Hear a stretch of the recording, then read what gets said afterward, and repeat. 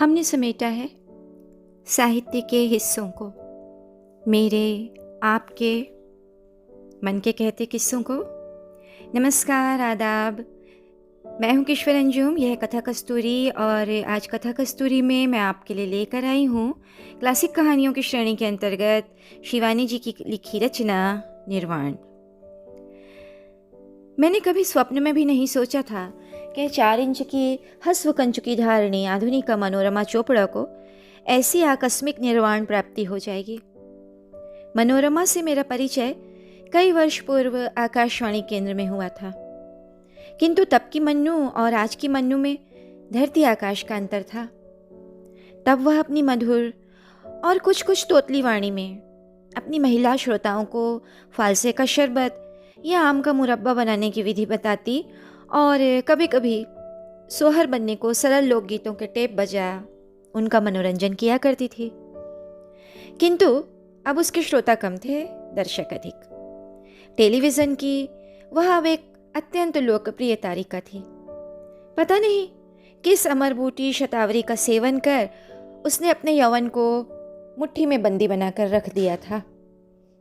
धीरे धीरे उस आकर्षक व्यक्तित्व से मेरा परिचय घनिष्ठ होता हुआ प्रगाढ़ मैत्री में बदल गया था।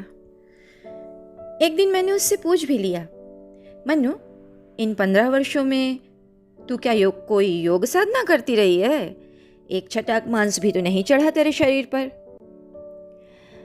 यह सब मेरे गुरुदेव की कृपा है बहन। उसका चेहरा एक अलौकिक दर्प से दीप्त हो उठा था। गुरु? मैंने उसे आश्चर्य से देखा। विधाता प्रदत्त नैन नक्श को भी उसने जैसे बड़े दुस्साहस से किसी अदृश्य स्पर्श से मिटा दिया था। पेंसिल से अंकित 2 धनुषाकार भवें, लिपस्टिक के कलात्मक प्रहार से सपाट अधरों को दिया गया बंकिम उभार, कपोलों पर ब्लश ऑन की महिमा और निर्लज्ज धड़ल्लेपन से खुली सोफिया लॉरेन की सीमेक लाइन। उसकी संध्याएं रोज ही 5 सितारे के किसी होटल में बीतती थीं। पति की फर्म की ऊंची नौकरी, जिसे आए दिन गगर चारणी बना देश विदेश के गगनांगनों में उड़ाती फिरती थी, क्या उसका भी कोई गुरु हो सकता था? मनोरमा चोपड़ा कैसी आधुनिका क्यों ना हो, उसके एक ही गुण पर मुग्ध हो मैंने कभी निसंशय चित्त से उसकी ओर मैत्री का हाथ बढ़ाया था। वह एक आदर्श पत्नी, पुत्रवधू और जननी थी। उसका सुखी पारिवारिक जीवन किसी भी संपन्न श्रीमंत की पत्नी का हृदय ईर्ष्या से उद्वेलित कर सकता था। पति के ऑफिस जाने से पूर्व और लौटने के पश्चात वह जिस निष्ठा से उसकी सेवा में जुटी रहती, उसे देखना भी स्वयं अपने आप में एक आनंदपूर्ण अनुभूति थी। उसके उस व्यवहार में कहीं भी किसी को प्रभावित करने की बनावटी फुर्ती का आडंबर नहीं रहता। वह स्वयं पति के जूतों में पॉलिश करती, उनके कपड़े निकाल पलंग पर धरती, कमीज की बाहों में स्टड जड़ती, फिर उसी फुर्ती से शून्य में फैली उसकी बाहों को दिशा निर्देश देती, कोट लेकर उसके पीछे खड़ी हो जाती। एक दिन ऐसे ही समय में काम से उनके घर में बिना द्वार खटखटाए ही धड़धड़ाती हुई मैं भीतर चली गई और अप्रस्तुत होकर द्वार पर ही ठिठक कर रह गई। मैंने सोचा था कि वक्त के पाबंद चोपड़ा साहब दफ्तर चले गए होंगे और मन्नू अकेली ही होगी। आइए आइए, संकोच क्यों कर रही हैं? मन्नू मेरी पत्नी ही नहीं, मेरी बैले भी है। मॉम की ट्रेजर पढ़ी है आपने? मेरी ट्रेजर है मन्नू, चोपड़ा साहब ने हंसकर कहा। तो मन्नू मेरी ओर बढ़ाई। देख रही हो ना, अब बुढ़ापे में वसंत जाग रहा है इनके। 10 साल का बेटा भी अपने हाथ से टाई बांधकर स्कूल चला जाता था, पर बाप की टाई का फंदा अब भी मुझे ही ठीक करना पड़ता है। ईश्वर ने उसे मुंह मांगे 2 स्वस्थ सुंदर बच्चे दिए थे, जिन्हें वह खिलौना सा सजा धजा स्कूल भेजने पर ही काम पर निकलती थी। सास पहले पहले उससे असंतुष्ट रहती थी। पुत्र ने स्वयं अपनी पसंद से ही उस विजातीय लड़की से प्रेम विवाह किया था। वह बंगाली थी और चोपड़ा साहब थे ठेठ पंजाबी। किंतु मक्का की रोटी और सरसों के साग को मन्नू ने उसी स्वाभाविक सरलता से ग्रहण कर लिया था जैसे जन्मते ही कभी अपने देश की चचड़ी और घंट को किया था। उसका पंजाबी बोलने का लहजा जितना ही त्रुटिहीन था, उतनी ही त्रुटिहीन उसकी वेशभूषा भी थी। जहाँ तक मुझे याद है, मैंने कभी उसे तांत या डोरे घनेर वाली साड़ियों में नहीं देखा। चटकीले भड़कीले रंगों की शिफॉन, क्रेप नायलॉन की पारदर्शी साड़ियों के चयन में वह पंजाबी जीवंत रुचि का ही परिचय अधिक देती। कभी कभी अपनी पृथुल रेणी को एलोकेशी जूड़े में संवार वह एक आध गुलाब खोस लेती तो चोपड़ा साहब हंसकर उसे छेड़ने लगते। देखो ना, आज इन्हें अपने सोनार बंगला की याद हो आई है। पर कुछ भी कहो मन्नू, जूड़ा अब तुम्हें सूट नहीं करता। फिर एक दिन वह स्वेच्छा से ही जूड़े का भी आमूल विध्वंस कर आई। अब उसके कटे केशगुच्छ रेशमी गुच्छे से कंधों तक झूलते उसके व्यक्तित्व को और आकर्षक बना गए थे। कोई भी उसे देखकर नहीं कह सकता था कि वह बंगाली है। सास की सेवा में तो वह किसी भी आज्ञाकारिणी पुत्रवधू को पराजित कर सकती थी। मैं तुझे भी एक दिन अपने गुरुदेव के दर्शन कराऊंगी, उसने एक दिन मुझसे कहा तो मैंने हंसकर हाथ जोड़ दिए। माफ करना मन्नू, मेरी इन स्वामियों में कोई श्रद्धा नहीं है।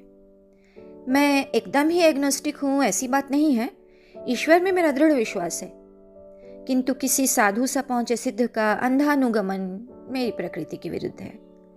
किसी लब्ध प्रतिष्ठ स्वामी का सानिध्य मेरे या अन्य किसी के जीवन में मांगलिक परिवर्तन संगठित कर सकता है, या किसी गुरु का भ्रुकुटी विलास अप्रसन्न होने पर किसी का अनिष्ट कर सकता है, यह सहसा मान लेने को मेरा चित्त प्रस्तुत नहीं होता।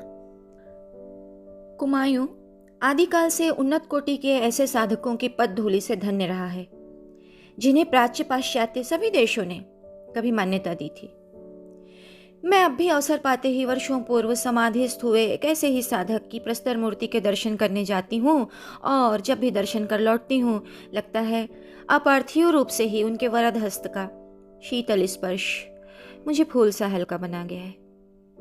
किंतु इस फरेबी युग में ऐसे किसी सिद्ध का अस्तित्व मेरे संदेही मन को शंकित ही अधिक करता है।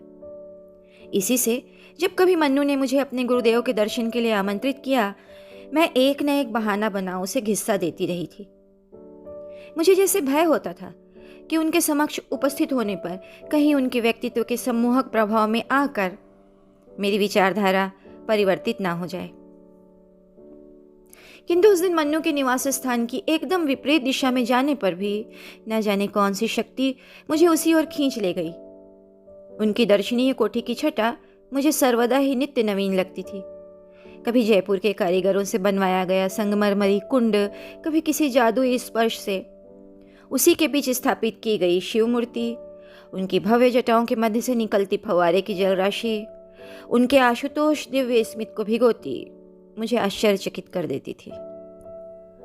उधर दूसरे में अपनी इटली यात्रा के दौरान खरीद कर लाई गई वीनस की खंडित मूर्ति स्थापित कर चोपड़ा साहब ने अपनी सर्वथा मौलिक रुचि का मुझे विधिवत परिचय भी दे दिया था। देख रही है ना, एक ओर स्फुरण मौलिक कल्लोलिनी गंगा, दूसरी ओर वीनस की भुवन मोहिनी सुंदरता, प्राच्य प्रतीचि का यह मिलन कैसा लगा आपको? हम किपलिंग की उक्ति में विश्वास नहीं करते थे, east is east and west is west. सचमुच ही चोपड़ा साहब का मौलिक प्रयोग गोल की सज्जा को एक अनोखी भव्यता से मंडित कर गया था। जहाँ शिपनडेल का एकदम ही विदेशी रुचि का फर्नीचर था, वहीं बीचों बीच झूलता था काठियावाड़ी हिचका। कॉकटेल पार्टी भी होती तो अलभ्य आंसुओं का वह बहुचर्चित सम्मिश्रण मुरादाबादी गंगा जमुनी काम की कलात्मक सुराही से बेल्जियम का गिलास के जाम में ढाल देशी विदेशी अतिथियों को परिवेशित किया जाता। उस दिन भारी दक्षिणा देकर चोपड़ा साहब एक से एक चुस्त सुंदरी किशोरियों को न जाने किस रत्नगर्भा खान से बटोर लाते। मैं कई बार उनकी इन दावतों की कर्णकटु आलोचना भी सुन चुकी थी। अतिथियों का आसव का ही नहीं, सौंदर्य का भी मादक घूंट पिला पिलाकर ही तो इस अल्प अवधि में वे इस विख्यात फर्म के जनरल मैनेजर के पद पर आरूढ़ हो गए हैं। लोग कहते तो मुझे बड़ा दुख होता। यह ठीक था कि उनके अतिथि साधारण तबके के नहीं होते थे। मंत्री, उनके आत्मीय सचिव, उद्योगपति, राजदूत, एक से एक राजसी अतिथि निमंत्रण बड़ी ललक से ही स्वीकार किया करते थे। वह आकर्षण साकी का था, जाम का, या उदार मेजबान की मैत्री का, यह मैं कभी समझ नहीं पाई। उस दिन मैं पहुंची तो बरसाती से लेकर बाहर तक रंग बिरंगी कारों की कतार देख ठिठक कर खड़ी रह गई। तभी ना जाने किस काम से मन्नू निकली और मुझे देखते ही भागकर मुझसे लिपट गई। ओह, तू स्वयं आ गई। मैं जानती थी एक दिन ऐसा ही होगा। भाव विभोर होकर वह मुझे हाथ पकड़कर भीतर खींच ले गई। पहले मैं समझ ही नहीं पाई, पर कमरे में पैर रखते ही सब स्पष्ट हो गया। जहाँ दीवान, सोफा, रेशमी गद्दियों, रॉ सिल्क के पर्दों के बीच अपूर्व नग्न मूर्तियों का जमघट रहता था, वहाँ सब कुछ तिरोहित हो फर्श पर दूधिया चांदनी बिछी थी। एक और था छोटा सा कुशासन और बीच में धरी थी उसके गुरुदेव की बड़ी सी तस्वीर, और उसके सामने अगरबत्तियों के गुच्छे का गुच्छा जलता पूरे कमरे को अपनी लच्छेदार धूम्र रेखा से सुवासित कर रहा था। कमरे में तिल धरने की भी जगह नहीं थी। एक से एक समृद्ध अतिथि सहमी मुद्रा में नतमस्तक बैठे गुरुदेव की प्रतीक्षा कर रहे थे। कौन कह सकता था कि ये वे परिचित चेहरे हैं जिन्हें मैं कुछ दिन पूर्व एक सुख्यात होटल में दिए गए विवाह भोज में इस्तांबुल की नग्न प्राय कैबरे नर्तकी की चिकनी देह पर निर्लज्जता से आंखों आंखों में लार टपकाते देख चुकी थी। कमरे में तानपुरे और तबले की जोड़ियों के बीच बैठी आकाशवाणी की कई परिचित नायिकाओं को मैं पहचान स्मित का अभिवादन दे रही थी कि दूसरी ओर बैठी अपनी साहित्यिक बिरादरी के व्यंग्यात्मक स्मित से सहम गई। उस तिर्यक स्मित में किसी बादशाह के हरम में सहसा अनधिकार प्रवेश पा गई किसी सौत के प्रति प्रदर्शित कई जोड़ा प्रतिष्ठित आंखों की अवज्ञा मिश्रित सौतिया डाह की सी ही दहन थी। सहम कर मैंने आंखें फेर ली और सकपका कर बैठ गई। सहसा गुरुदेव का पदार्पण हुआ। स्कंध स्पर्श करते रेशमी घुंघराले बाल, स्थूल काय, प्रसन्न वदन, उस दिव्य पुरुष को देखते ही जैसे सबको एक साथ बिजली का सा झटका लगा और सब खड़े हो गए। संकेत से ही उन्होंने सबको बैठने का आदेश दिया। फिर अपनी गूढ़ दृष्टि मेरी ओर निबद्ध कर बोले, अवश्यंभावी अवश्य होता है लड़की। क्यों, अपने पति के विषय में अब भी सोच रही है क्या? मुझे पसीना आ गया। कैसे जान गया था यह प्रज्ञा चक्षु? मेरे पति को उस दिन हरारत हो आई थी और वैसी ही अवस्था में उन्हें दौरे में बाहर जाना पड़ा था। मैं सचमुच उस क्षण यही सोच रही थी, क्या यह उनका परिचित ज्ञान था या विचार स्थानांतरण? मैंने लज्जा और परिताप से सिर झुका दिया। यह यहाँ नहीं आना चाहती थी। स्वामी जी का दिव्य स्मित मेरी नंगी पीठ पर फिर तड़ातड़ चाबुक सा मारने लगा, किंतु इसे यहाँ आना पड़ा। सोच रही थी पति को बुखार ही में दौरे में जाना पड़ा, पता नहीं कैसे हैं। वे फिर हंसे। चिंता मत कर, सब मंगल होगा। मेरे लिए यह सब जल सा सुगम है। उन्होंने अब अपनी दृष्टि को कमरे में बिखरी भीड़ पर घुमाकर कहा, इसे जानने के दो मार्ग समीकरण, अर्थात जागतिक शक्तियों के संगठन का स्वरूप ज्ञान और दूसरा तीव्र दृष्टि, जिसे तुम लोग शायद दिव्य दृष्टि कहने पर अधिक स्पष्ट रूप से समझ लोगे। कमरे की भीड़ को आतुरता की लहर चंचल कर गई। आधुनिक जीवन के अनेक संशयों से क्षुब्ध कितने ही व्याकुल चित्त एक साथ अनेक प्रश्न पूछने को लालायित हो और निकट खिसक आए। उधर द्वार के पास ही बैठी 3-4 सुंदरी किशोरियां एक साथ हवा के झोंके की तीव्रता से बाहर निकल गईं। क्या पता स्वामी जी के दिव्य चक्षु पढ़ाई के साथ साथ चल रही उनकी दूसरी आजीविका का उद्गम स्रोत भी सबके सामने खुली पुस्तक सा बांझ कर उन्हें अपदस्थ कर दें। शांत हो, शांत हो।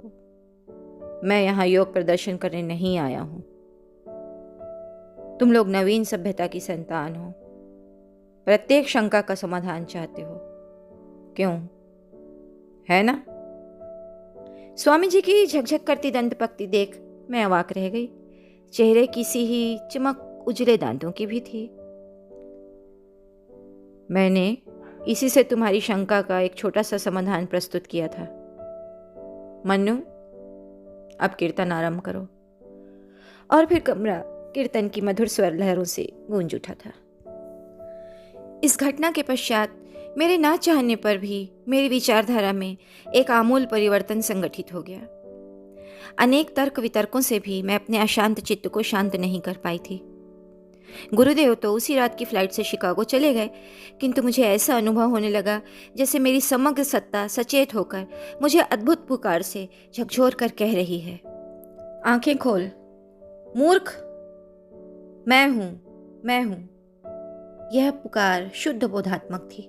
उधर जब कभी मन्नू मिलती, गुरुदेव के अनेक चमत्कारों की कहानियां सुना मुझे और भी अशांत बना देती। जानती है क्या कहते हैं गुरुदेव? कहते हैं, मन्नू, साधना तुझे नहीं करनी होगी, तेरे लिए जो करनी है मैं करूँगा। शक्ति, अनुभूति, ये सब बाह्य वस्तुएं हैं। इनमें तेरी आसक्ति रही तो कभी भी तुझे निर्वाण की प्राप्ति नहीं होगी। साधना का तब तक कोई महत्व नहीं होता जब तक गुरु अनुगत ना हो। धीरे धीरे तेरे सब कार्य स्वतः सिद्ध होंगे पगली। यह सुनाते मन्नू का चेहरा शिशु सा तरल बन जाता और मैं ईर्ष्या से उसे देखते रहती। कैसा सहज सरल विश्वास था उसका। न मेरे विवेकी चित्त जैसी व्यर्थ की दलीलें, न कोई संशय। कब और कैसे उन्होंने मेडिकल इंस्टीट्यूट से असाध्य करार दिए गए किस कैंसरग्रस्त रोगी को केवल अपनी धुनी की चुटकी भर भस्म से ठीक कर दिया। कब किस लक्षाधिपति विदेशी चेले के अशांत चित्त की खोई शांति लौटा दी। सुनने में अब मुझे भी आनंद आने लगा, किंतु साथ ही साथ मन्नू के सुखी दाम्पत्य जीवन में क्रमशः गहरी बनी जा रही दरार को भी अब मैं स्पष्ट रूप से देख रही थी। जब कभी उनकी कोठी में गुरु नाम संकीर्तन होता, मैं देखती चोपड़ा साहब घर में उपस्थित रहने पर भी पत्नी की प्रार्थना सभा में अनुपस्थित ही रहते।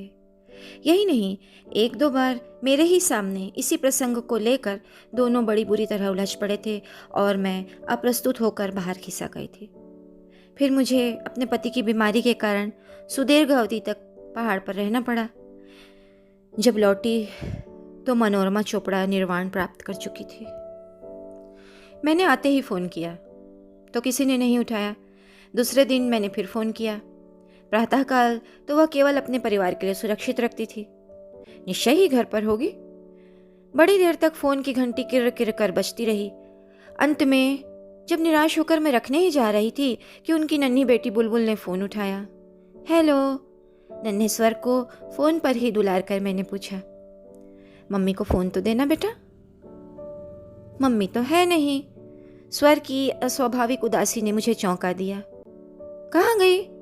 उसने इस बार बिना कुछ कहे ही फ़ोन नीचे रख दिया। ऐसा तो वह पहले कभी नहीं करती थी। मन्नू ने नम्रता और शिष्टाचार की घूंटी तो अपने बच्चों की जन्म घुट्टी में ही घोल कर पिलाई थी। उसी दिन फिर मैं स्वयं ही उसकी कोठी पर पहुंच गई थी। स्वार्थ कुछ मेरा भी था।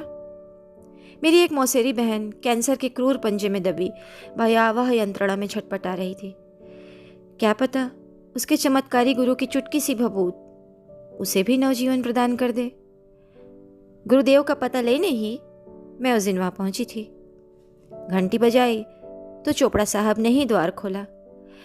मैं उन्हें आश्चर्य से देखती ही रह गई। जिस दर्शनीय व्यक्ति की साज सज्जा देखकर कभी भूख भागती थी, वह मेरे सम्मुख किसी निगरगंड फकीर सा ही खड़ा था। मैला सा सिलवट पड़ा नाइट सूट, ड्रेसिंग गाउन की उधड़ी तुरपन एक और लटकी थी। बड़ी दाढ़ी चेहरे को रुग्ण बना, जैसे उनके व्यय के 10 साल और बढ़ा गई थी। यह क्या चोपड़ा साहब, बीमार थे क्या? मन्नू कहाँ है? मैंने पूछा।